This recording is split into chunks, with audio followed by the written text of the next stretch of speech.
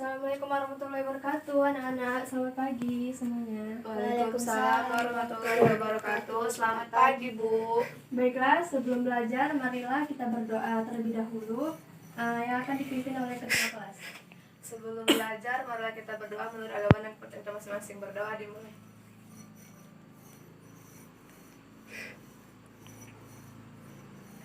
Doa selesai. Ibu mau nanya nih yang mana anak semua kan? Apakah anak-anak masih ada yang ingat pelajaran kita minggu lalu? Keunggulan dan keterbatasan ruang dalam permintaan dan penawaran serta teknologi dan pengaruhnya terhadap interaksi antar ruang bagi kegiatan ekonomi, sosial, dan budaya di Indonesia dan negara-negara ASEAN, Bu.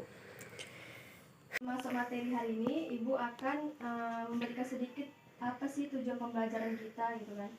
Yang pertama itu agar mampu mendeskripsikan proses kedatangan bangsa-bangsa Eropa dan perlawanan bangsa Indonesia.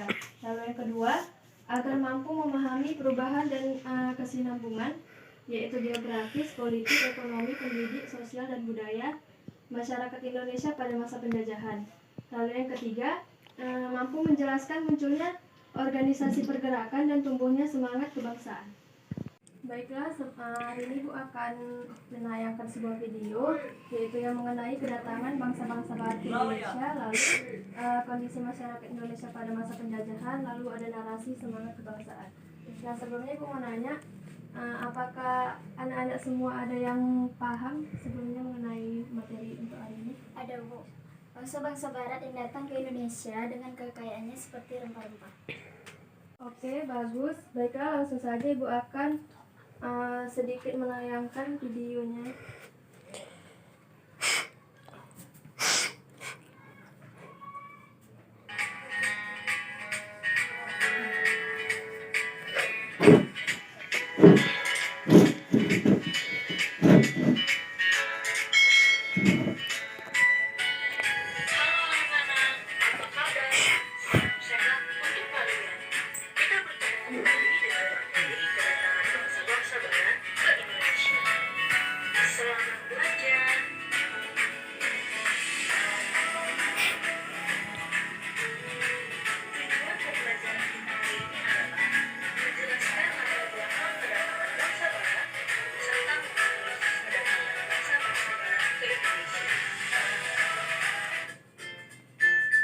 Latar belakang kedatangan bangsa barat ada 3. Yang pertama, adanya daya tarik Indonesia bagi bangsa-bangsa barat. Yang kedua, motivasi 3G atau Gold, Gospel, dan Glory. Dan yang ketiga, adanya revolusi industri. Daya tarik Indonesia bagi bangsa barat. Indonesia yang berada di wilayah tropis dengan tanahnya yang subur memiliki kekayaan alam yang berlimpah. Salah satu kekayaan alam tersebut adalah rempah-rempah. Rempah-rempah menjadi daya tarik kedatangan bangsa barat ke Indonesia. Bangsa barat sangat membutuhkan rempah-rempah, sementara persediaan di Eropa sangat terbatas. Rempah-rempah bagi Eropa digunakan untuk mengawetkan makanan, masakan, dan obat-obatan. Motivasi 3G, Gold, Gospel, dan Glory. Gold, Gospel, Glory merupakan motivasi bangsa barat melakukan penjelajahan samudra. Gold artinya emas yang identik dengan kekayaan. Semboyan ini menggambarkan bahwa tujuan bangsa barat ke Indonesia adalah untuk mencari kekayaan. Itulah yang membuat mereka melakukan ekspedisi dan penjelajahan. Gospel adalah keinginan bangsa barat untuk menyebarluaskan atau mengajarkan agama Kristen ke bangsa-bangsa di Asia, Afrika, dan Amerika Selatan. Sedangkan Glory bermakna kejayaan bangsa. Sekarang mari kita simak mengenai revolusi industri. Revolusi industri yang terjadi sekitar tahun 1750 sampai 1850 merupakan salah satu pendorong kedatangan bangsa-bangsa barat ke Indonesia. Revolusi industri adalah pergantian atau perubahan secara menyeluruh dalam memproduksi barang dari sebelumnya menggunakan tenaga manusia dan hewan menjadi tenaga mesin. Kedua ini mengenai kondisi masyarakat Indonesia pada masa penjajahan.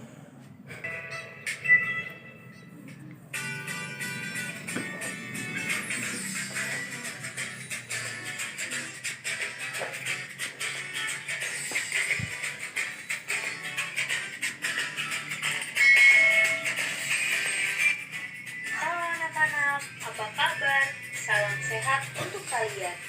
Kita bertemu kembali dengan materi kondisi masyarakat Indonesia pada masa penjajahan.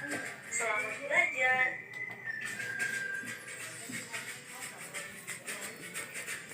Tujuan pembelajaran kita pada hari ini adalah menganalisis kondisi masyarakat Indonesia pada masa penjajahan.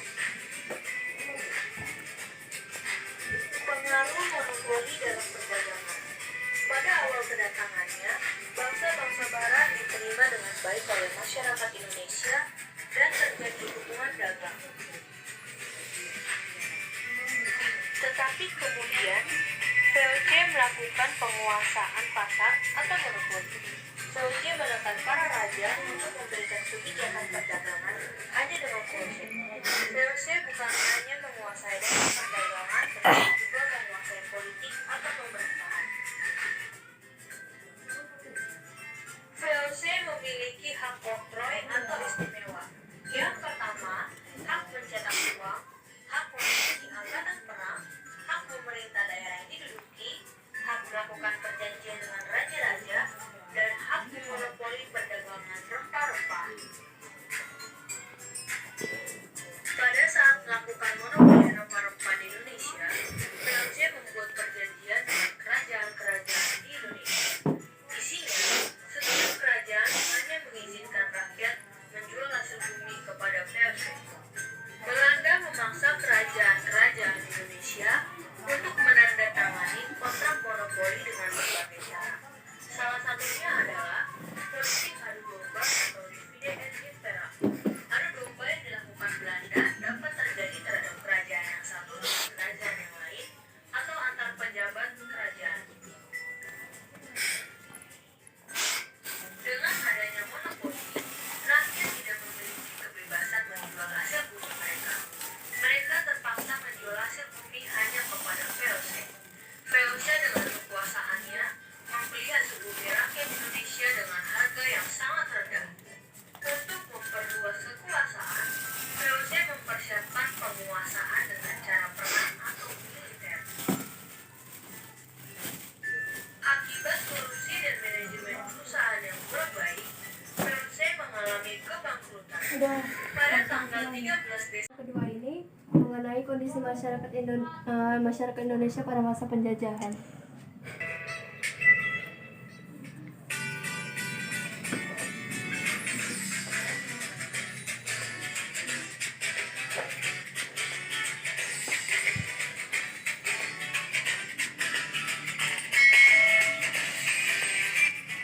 Halo anak-anak, apa kabar? Salam sehat untuk kalian. Kita bertemu kembali dengan materi kondisi masyarakat Indonesia pada masa penjajahan. Selamat belajar.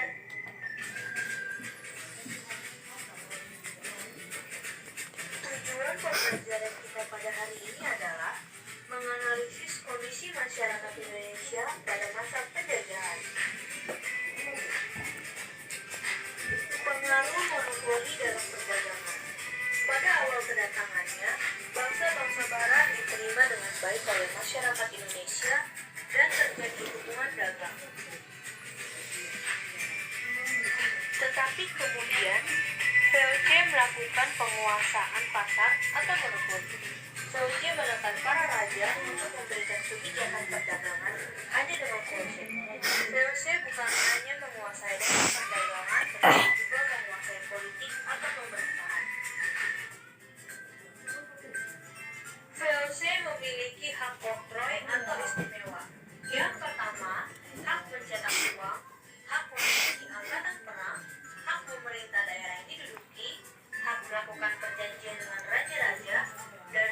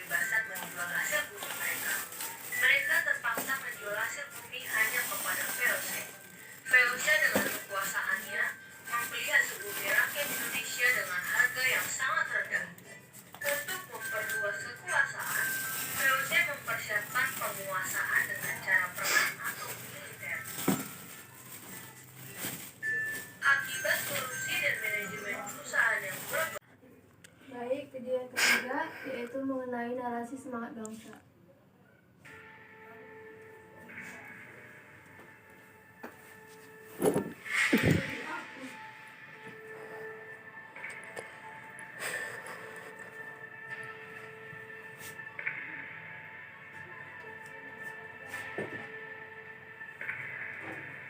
Indonesia, negeri yang terdiri dari ribuan pulau dan luasnya lautan, yang dihuni oleh putra putri. Umurnya pun masih sangat muda, hanya 75 tahun, belum sama sekali menginjak satu abad. Banyak yang harus dipelajari dan dibenahi, terutama dalam soal nasionalisme. Masih adakah nasionalisme di negeri ini? Video yang ketiga yaitu mengenai narasi semangat kebangsaan.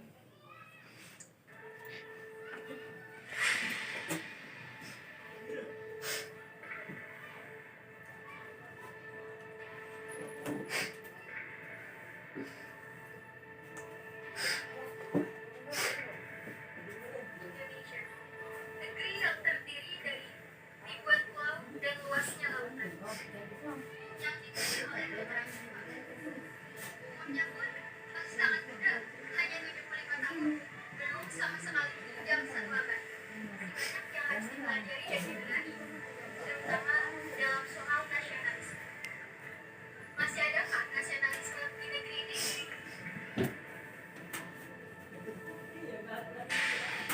Tentulah masih ada. Sesungguhnya semangat nasionalisme itu masih ada. Mungkin sekarang ini sedang dikikis oleh faktor globalisasi, ekonomi, budaya asing, dan lain sebagainya. Tetapi tidak akan mengubur seluruhnya.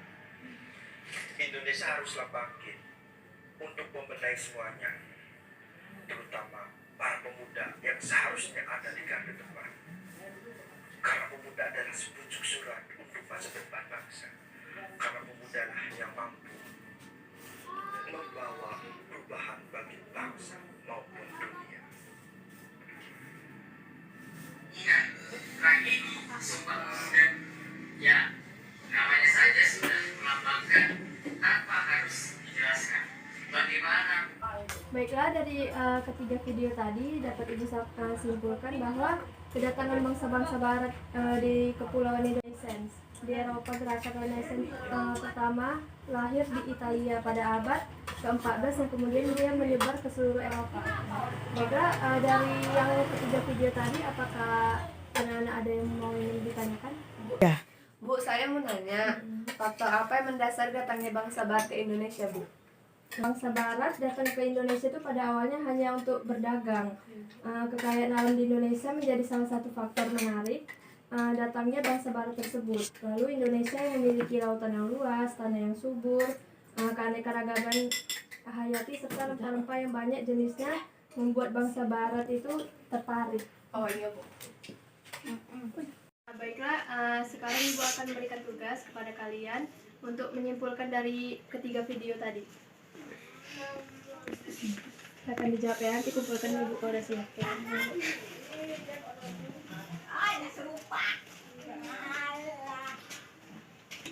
Baiklah, karena waktu kita sudah mau habis, baiklah dikumpulkan sama Ibu tugas-tugasnya.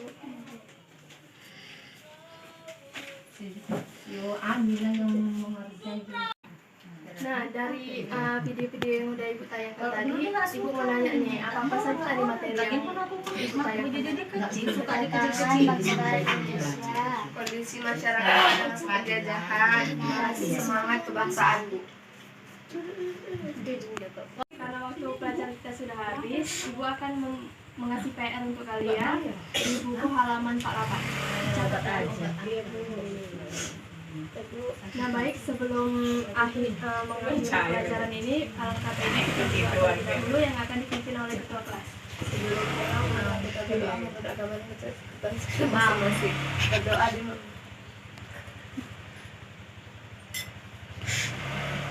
Doa terus. Bu akhiri pelajaran hari ini. Kurang dari ibu mohon maaf. Assalamualaikum warahmatullahi wabarakatuh. Waalaikumsalam warahmatullahi wabarakatuh.